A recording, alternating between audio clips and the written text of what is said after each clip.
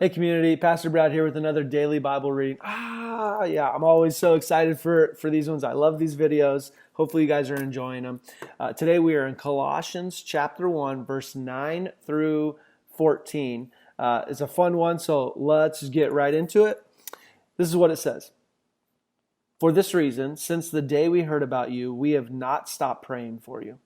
We continually ask God to fill you with the knowledge of His will through all the wisdom and understanding that the Spirit gives, so that you may live a life worthy of the Lord and please Him in every way, bearing fruit in every good work, growing in the knowledge of God, being strengthened with all power according to His glorious might, so that you may have a great endurance and patience, and giving joyful thanks to the Father, who has qualified you to share in the inheritance of His holy people in the kingdom of light. For He has rescued us from the dominion of darkness and brought us into the kingdom of the Son He loves, in whom we have redemption, the forgiveness of sins. Man, I think I want to start with verse 14, like towards the end, right? Basically, if we were going to sum this up in like a little statement, it'd be like the ransom has been paid for your life. The ransom has been paid. I mean, listen to this intense language that you've been rescued from the dominion of darkness, right? Not only have you been rescued from the dominion of darkness, you've been brought into the kingdom of the Son He loves. Now, that's some pretty intense stuff, and it absolutely reveals that no, we have been moved. Like we were over here, and now we're in the kingdom of the Son He loves. That's an incredible thing, and I think that that verse alone can kind of set the tone for the rest of the passage that we read. That we are not just saved from, but we are saved for a life that bears good fruit.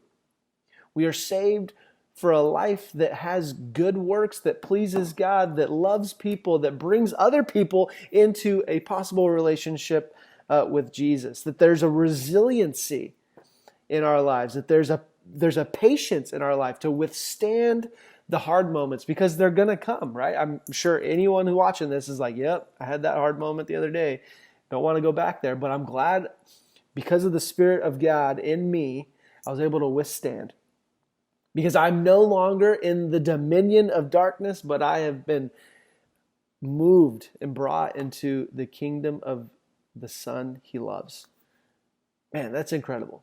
To me, that totally recalibrates the way we live. It recalibrates the way we think. It recalibrates the way we interact with people and how we serve our community, how we serve others, how we love people. It changes life. And I think too often we get ahead of ourselves and we're saying, all right, following Jesus is about heaven. Well, I mean, it's part of it. But when we only think about the end game, what happens is we miss what God is doing in us, through us, and right in front of us.